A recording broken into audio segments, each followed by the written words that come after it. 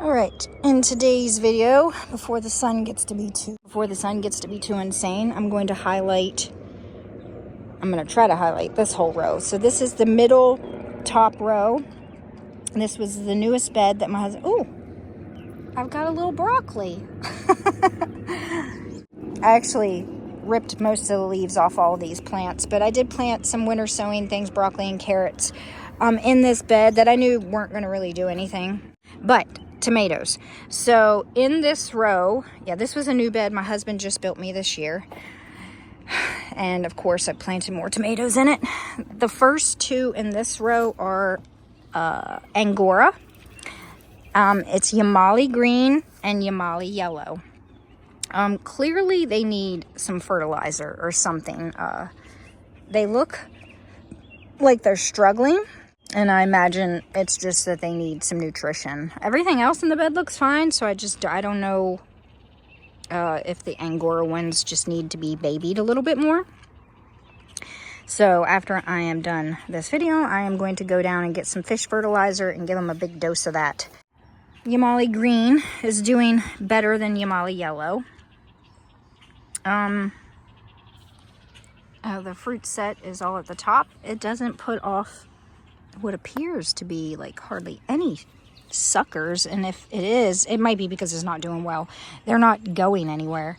But up top there is, looks like a fruit set on this one here. Yeah, there we go. So we will have a couple of Yamali greens, and then Yamali yellow is struggling even more so. So this bed kind of gets shaded by the this is going to get redone. This looks horrible, but this is our fire pit. I don't know if you can see it, but it gets a little bit shaded, but it does get quite a bit of sun. So the next few I have in here, I tried to put like things with like things, like the keys. I've got a bunch of different keys, tomatoes. This one's fire egg keys. I have black keys, but I have more keys, but they didn't get put in this row. I was really trying to get stuff in the ground. And that's here nor there, but so fire egg keys. It's probably about 2 feet tall. Lots of flowers on it. I am getting hit with the aphids this year. I need to probably spray with neem oil.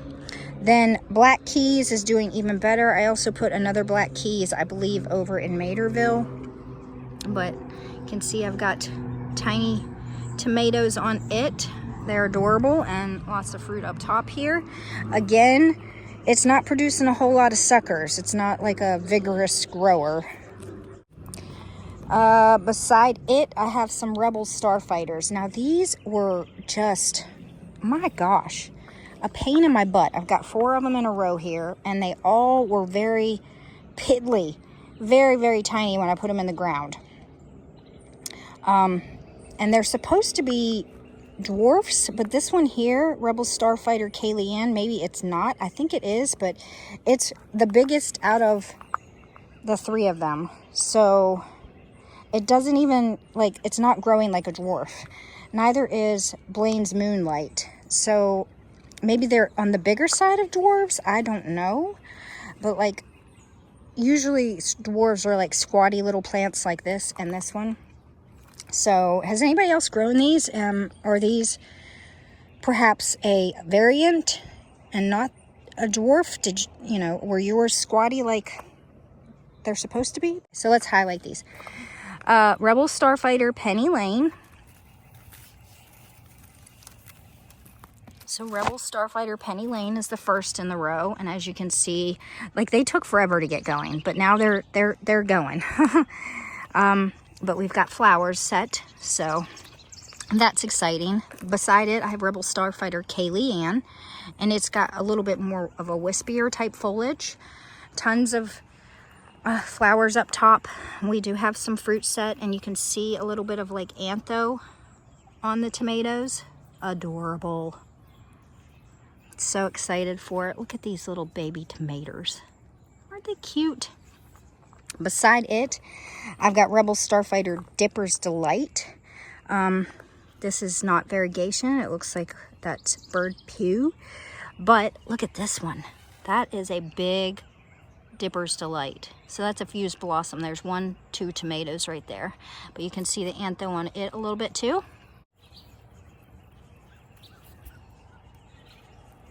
Let's see, did this one get pollinated? Yeah, this one got pollinated. There's another tomato. And lots of little flowers up top. Lots of new ones getting set right there. So that's exciting. And then the last one that's in this row, I had a couple more, I think maybe, is Rebel Starfighter's Blaine Moonlight. So I think I had VT16 and Rebel Starfighter Beefsteak. One of them died. I can't remember which one. But again, this one's got like the wispier foliage. So I don't know. Blaine's Moonlight and Kayleigh, maybe they're supposed to be this big.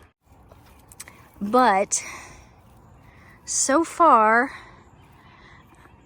oh yeah, here's one. I do have one fruit set. There it is. Big old flower here. I want that to get pollinated. Oh, here's another one that got set. Very exciting. So, that's the Rebel Starfighter ones. Oh, this needs tied up. Or maybe I'll just let it go.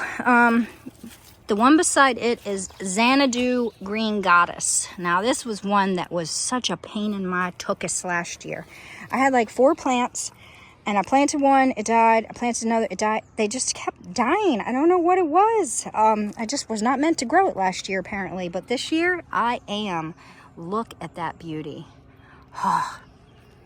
And there's fruit all over it. So, very exciting. And lots of flowers with even more fruit set on it.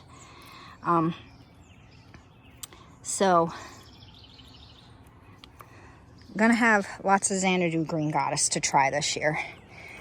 The one beside it is Durkle Doctor. And I believe this is a cherry variety. And it's got fruit set all over it. Plant's doing really well. Tons of flowers all over it. Look at all those flowers. Yeah. And then here is a sucker that has done really well. So I kind of need to... What I'll do when I have suckers that get away from me like this, and I don't want them laying across the ground, which I think it'd be okay right here, but it might get in the way when I try to walk through a pathway, is I'll just take some tie tape and I'll tie this to one of the stems instead of trying to get it real close to the fencing so that it's just supported a little bit. But look at the fruit on... Look at that fruit. That's a wild one. That's like 3 tomatoes. Huh. That'll be an interesting cherry. Beside it, I have Midnight Tiger. Let's see. So there is Midnight Tiger. And these are all pretty much the same height, except for the dwarfs that I put in a row. But we do have some fruit set, and I can see a tiny bit of antho right there. So I think this is the correct variety. There will be times when you get fruit. There will be times when you get plants that don't end up being what they're supposed to be. It's fine. Just trade for seeds again and try again next year to get the right. You still get tomatoes, but you don't want to save seeds for them and then pass them on as the correct variety when they're not. But it's got the rugose leaves. They're so fun. Okay, so moving on.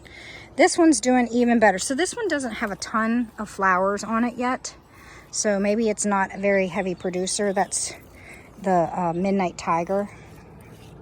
Or maybe it's just my plant. I don't know. The one beside it is Blue Zebra. I'm sure I'm going to love the flavor of this one. As you can see, it looks like it's correct variety because you can see the antho on it. Lots of little tomatoes. Here's one that you can see the antho really well on. And tons of flowers up top. That's not that's a carrot flower. So I'm going to save seeds for that carrot. But lots of flowers. This one got pollinated already.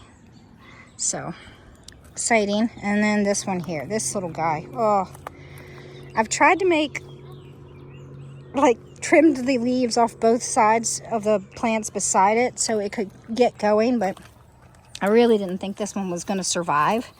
But I let it go. It's black zebra. And it's still struggling. But it ain't dead, so I'm going to keep on letting it keep on.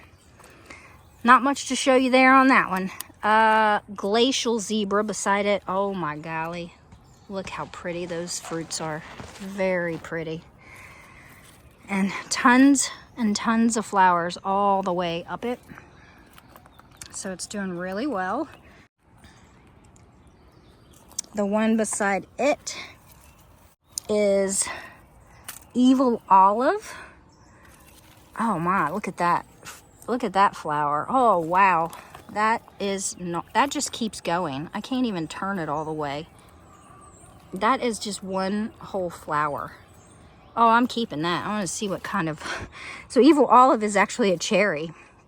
That's going to be a gnarly cherry. What in the world? Are they all like that? Look at that one. What's going on with my Evil Olive? There's another one.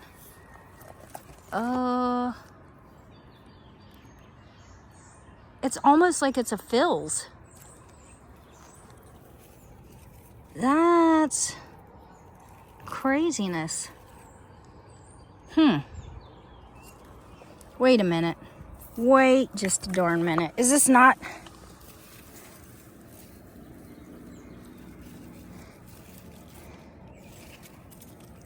This says it's Evil Olive. It does... Look at the fruit. What the heck?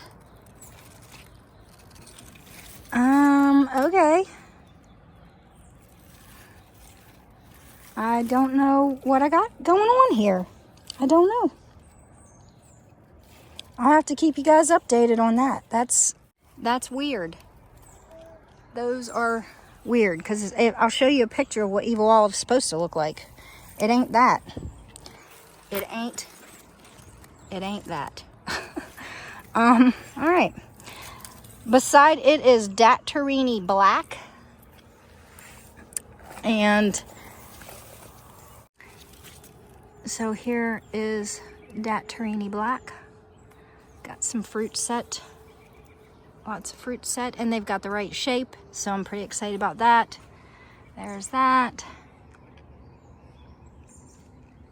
There's that Evil Olive again. Another one.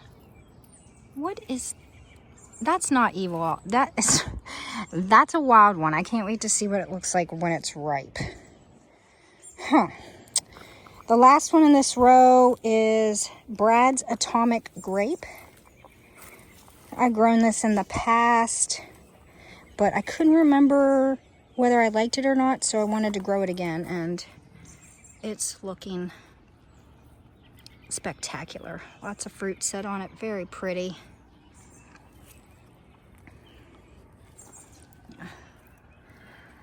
And it's doing really well. Lots of flowers. I am just baffled by this one. Baffled. If it's really cool, I'm going to save seeds for it and see if I can stabilize it. If it looks anything like Evil Olive, that's interesting. Okay. All right, so that's the top row of tomato plants. Everybody's still pretty happy.